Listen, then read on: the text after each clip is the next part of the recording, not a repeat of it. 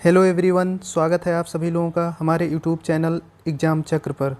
दोस्तों, हमारा यह वीडियो मध्यकालीन भारत के तुगलक वंश पर आधारित है। दोस्तों, इसमें जितने भी प्रश्नों को मैंने सेलेक्ट किया है वो सभी एग्ज़ाम के लिए उपयोगी हैं और किसी न किसी रूप में लगभग हर एग्ज़ाम में यहाँ से प्रश्न पूछे ही जाते हैं।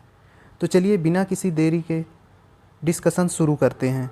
हमारा आज का पहला प्रश्न है, तुगलक वंश की स्थापना किसने की थी? तो दोस्तों, इसका सही जवाब है गयासुद्दीन तुगलक ने। तुगलक वंश की स्थापना गयासुद्दीन ने की थी। कब की थी? तो 1320 ईस्वी में की थी। कब की थी भाई? 1320 ईस्वी में की थी। हमारा अगला प्रश्न है, कौन सा शासक मलिक उल गाजी के नाम से प्रसिद्ध हुआ? तो कौन सा शासक था? तो वो था गयासुद्दीन तुगलक। गयासुद्दीन तुगलक मलिक उल गाजी के नाम से प्रसिद्ध हुआ। क्यों प्रसिद्ध हुआ था भाई? तो इसलिए प्रसिद्ध हुआ था कि जब ये खिलजी वंश में सेनापति था यानी सेना अध्यक्ष था, तो उस समय जो है मंगोल अटैक के टाइम इसने लगभग 29 मौक़ों पर उनका जो है सामना किया था और विजयी भी हुआ था। उनको लगभग यहाँ से भगा दिया था। तो इसीलिए गयासुद्दीन तुगलक जो है मलिक उल गाजी के नाम से प्रसिद्ध हुआ। किस लिए प्रसिद्ध हुआ? मलिक उल गाजी के नाम से। तो वही कि उसने जो है मंगोलों का डटकर सामना किया था, इसीलिए प्रसिद्ध हुआ मलिक उल गाजी के नाम से। तो आप लोग याद रखना, ये इम्पोर्टेंट प्रश्न है। इसी में एक प्रश्न और बन सकता है कि तुगलक वंश का ऐसा कौन सा शासक था जो खिलजी वंश में सेनापति था? तो वह था कौन सा? मलिक उल गाजी के नाम से जो प्रसिद्ध हुआ यानी गयासुद्दीन तुगलक। तो गयासुद्दीन तुगलक जो था खिलजी वंश में सेनापति था। याद रखना, ये तुगलक वंश का एक ही शासक था जो खिलजी वंश में सेनापति था। हमारा अगला प्रश्न है, गयासुद्दीन कब गद्दी पर बैठा? तो इसका सही जवाब है 1320 ईस्वी में। 1320 ईस्वी में इसने तुगलक वंश की स्थापना की और उसी समय गद्दी पर बैठा। हमारा अगला प्रश्न है, नहरों का निर्माण करने वाला प्रथम शासक कौन था? तो कौन था भाई? तो प्रथम शासक जो था वो यही गयासुद्दीन तुगलक था। जी हाँ, गयासुद्दीन तुगलक ही नहरों का निर्माण करने वाला पहला शासक था। हमारा अगला प्रश्न है, तुगलकाबाद नगर किस शासक ने बसाया था? तो इसका सही जवाब है गयासुद्दीन तुगलक। गयासुद्दीन तुगलक ने ही तुगलकाबाद नगर बसाया था। हमारा अगला प्रश्न है, गयासुद्दीन तुगलक की मृत्यु कब हुई थी? तो कब हुई थी? तो 1325 ईस्वी में हुई थी। बंगाल अभियान से लौटते समय एक जगह क्या हुआ कि खिज्र खां यानी जो मोहम्मद बिन तुगलक था, लकड़ी का महल बनाया था और उसी में जो है ये आराम कर रहे थे। लकड़ी का महल गिर गया, उसी में दबकर इनकी मृत्यु हो गई गयासुद्दीन तुगलक की। और जब गयासुद्दीन की मृत्यु हो गई 1325 ईस्वी में, तो उसके बाद जो है शासक कौन बना? मोहम्मद बिन तुगलक, जिसका क्या नाम था? जूना खां। तो वह जूना खां जो था मोहम्मद बिन तुगलक के नाम से गद्दी पर बैठा। हमारा अगला प्रश्न है, मोहम्मद बिन तुगलक ने कृषि के विकास के लिए किस विभाग की स्थापना की? दोस्तों, इसका सही जवाब है दीवाने अमीर कोही। दीवाने अमीर कोही एक कृषि विभाग था जिसकी स्थापना मोहम्मद बिन तुगलक ने कृषि के विकास के लिए की थी। हमारा अगला प्रश्न है, मोहम्मद बिन तुगलक अपनी राजधानी दिल्ली से कहाँ स्थानांतरित की थी? मोहम्मद बिन तुगलक ने अपनी राजधानी दिल्ली से कहाँ स्थानांतरित की थी? तो इसका सही जवाब है दौलताबाद। दौलताबाद, उसका पुराना नाम क्या था? देवगिरी था। तो हमारा अगला प्रश्न है, देवगिरी का नाम दौलताबाद किसने रखा था? तो वो था मोहम्मद बिन तुगलक ने। मोहम्मद बिन तुगलक ने दौलताबाद नाम देवगिरी के स्थान पर रखा था। हमारा अगला प्रश्न है, इब्न बतूता किसके कार्यकाल में भारत आया था? तो इसका सही जवाब है मोहम्मद बिन तुगलक के। मोहम्मद बिन तुगलक के काल में इब्न बतूता भारत आया था। तो एक था कहाँ का? तो ये अफ्रीका का था। ठीक है। अगला प्रश्न है, किताब उल रहला किसकी पुस्तक है? तो ये जो है इब्न बतूता की है। आइए थोड़ा और जान लेते हैं इब्न बतूता के बारे में। तो इब्न बतूता जो थे, इनको जो है मोहम्मद बिन तुगलक ने दिल्ली का काजी नियुक्त किया और उसके बाद 1342 ईस्वी में इन्हें जो है सुल्तान का राजदूत बनाकर भेजा चीन में।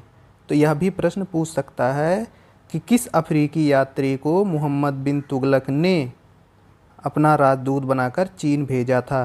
तो याद रखना, इब्न बतूता। किसके कार्यकाल में आया था भाई? मोहम्मद बिन तुगलक के कार्यकाल में आया था। इसकी जो प्रसिद्ध पुस्तक है वह कौन सी पुस्तक है? किताब उल रहला। किताब उल रहला किसकी पुस्तक है? इब्न बतूता की। इब्न बतूता किसके काल में आया था?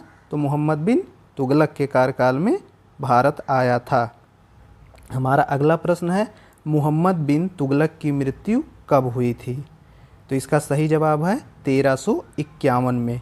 मोहम्मद बिन तुगलक की मृत्यु 1351 ईस्वी में हुई थी। इसने जो है 1325 ईस्वी से लेकर के 1351 ईस्वी तक शासन किया। किसने? मोहम्मद बिन तुगलक ने। हमारा अगला प्रश्न है, दिल्ली में स्थित शेख निजामुद्दीन औलिया का दरगाह किसने बनवाया था? तो वह बनवाया था किसने? मोहम्मद बिन तुगलक ने। कहाँ पर स्थित है शेख निजामुद्दीन औलिया का दरगाह? तो वो दिल्ली में स्थित है। ठीक है। हमारा अगला प्रश्न है, ब्राह्मणों पर जजिया कर लगाने वाला पहला शासक कौन था? तो दोस्तों इसका सही जवाब है फिरोज शाह तुगलक। फिरोज शाह तुगलक पहला शासक था जिसने ब्राह्मणों पर जजिया कर लगाया। इसके पहले ब्राह्मणों पर जजिया कर नहीं लगाया जाता था। ठीक है। हमारा अगला प्रश्न है, फिरोज शाह द्वारा लगाए गए सिंचाई कर के अंतर्गत किसानों को अपनी उपज का कितना प्रतिशत देना होता था? ठीक है। तो वो था 1/10। 1/10 भाग देना होता था, यानी 10% हिस्सा देना होता था। ठीक है। हमारा अगला प्रश्न है, दीवाने खैरात की स्थापना किसने की थी? तो इसका सही जवाब है दोस्तों फिरोज शाह तुगलक ने। फिरोज शाह तुगलक ने दीवाने खैरात की स्थापना की थी। किसके लिए की थी? तो उसमें जो है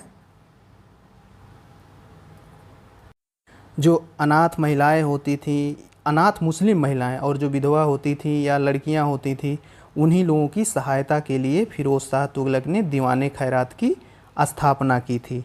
ठीक है। हमारा अगला प्रश्न है, फिरोज तुगलक ने दासों की देखभाल के लिए किस विभाग की स्थापना की थी? तो इसका सही जवाब है दीवाने बंदगान। दीवाने बंदगान क्या था भाई? तो ये दासों की देखभाल करने के लिए फिरोज शाह तुगलक द्वारा स्थापित एक विभाग था। ठीक है। पूछ सकता है कि मध्यकाल में दीवाने बंदगान क्या था?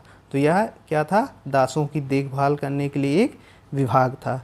हमारा अगला प्रश्न है, फतूहत ए फिरोज शाही क्या है? तो दोस्तों इसका सही जवाब है कि ये जो है फिरोज शाह तुगलक की आत्मकथा है। अब सवाल उठता है कि इस आत्मकथा को किसने लिखा है? तो इस आत्मकथा को स्वयं फिरोज शाह तुगलक ने ही लिखा है। ठीक है। हमारा अगला प्रश्न है, राज्य के खर्चे पर हज की व्यवस्था करने वाला पहला शासक कौन था? तो वो कौन था? फिरोज शाह तुगलक ही था। फिरोज शाह तुगलक राज्य के खर्चे पर हज की व्यवस्था करने वाला, यानी हज पर जाने के लिए जो है पैसा देने वाला पहला शासक कौन था? वो फिरोज शाह तुगलक ही था। हमारा अगला प्रश्न है, फिरोज शाह तुगलक की मृत्यु कब हुई थी? तो दोस्तों 1388 ईस्वी में फिरोज शाह तुगलक की मृत्यु हो गई थी। अच्छा, अगला प्रश्न है, सल्तनत काल में पहली बार लोक निर्माण विभाग की स्थापना किसने की थी? तो किसने की थी? तो किया था फिरोज शाह तुगलक ने लोक निर्माण विभाग की स्थापना, और इसी के अंतर्गत इसने लगभग 300 नए शहरों की स्थापना की थी, जिसमें फिरोजाबाद, फिरोजपुर, जौनपुर जैसे महत्वपूर्ण शहर शामिल हैं। आप लोगों के लिए एक प्रश्न कि मध्यकालीन में जौनपुर किसके लिए प्रसिद्ध था? ठीक है। हमारा अगला प्रश्न है, तैमूर ने किसके शासनकाल में भारत पर आक्रमण किया था? तो इसका सही जवाब है नासिरुद्दीन मोहम्मद तुगलक के शासन में। किसके शासन में? नासिरुद्दीन मोहम्मद तुगलक के शासन में तैमूर ने भारत पर आक्रमण किया था। अगला प्रश्न है, तुगलक वंश का अंतिम शासक कौन था? तो तुगलक वंश का अंतिम शासक नासिरुद्दीन मोहम्मद तुगलक था, जो 1394 ईस्वी में गद्दी पर बैठा था और 1412 ईस्वी में इसकी मृत्यु हो गई थी। किसकी? तुगलक वंश के अंतिम शासक नासिरुद्दीन मोहम्मद तुगलक की। अच्छा, तैमूर कौन था? तो ये मंगोल का सेना नायक था, मशहूर सेना नायक था। तो उसी ने जो है नासिरुद्दीन मोहम्मद तुगलक के शासन में भारत पर आक्रमण किया था। तो कब किया था भाई तैमूर ने आक्रमण? 1398 ईस्वी में। ठीक है दोस्तों, तुगलक वंश का जब अंतिम शासक यानी नासिरुद्दीन मोहम्मद शाह तुगलक की मृत्यु हो गई, तो उसके बाद वहाँ के सरदारों ने दौलत खां को गद्दी पर बैठा दिया। फिर दौलत खां को जो है परास्त करके खिज्र खां गद्दी पर बैठ गए। खिज्र खां कौन थे? खिज्र खां लाहौर के सूबेदार थे, जिसकी नियुक्ति तैमूर ने ही की थी। और फिर यहीं से जो है शुरू होती है सैयद वंश की शुरुआत। तो सैयद वंश की स्थापना किसने की थी? खिज्र खां ने। खिज्र खां ने सैयद वंश की स्थापना की थी। इसको हम लोग पढ़ेंगे अगले वीडियो में। ठीक है, तो अगर वीडियो पसंद आया हो तो लाइक करें, शेयर करें, कमेंट करें और सब्सक्राइब करना ना भूलें। मिलते हैं किसी अगले वीडियो में, तब तक के लिए जय हिंद, जय भारत।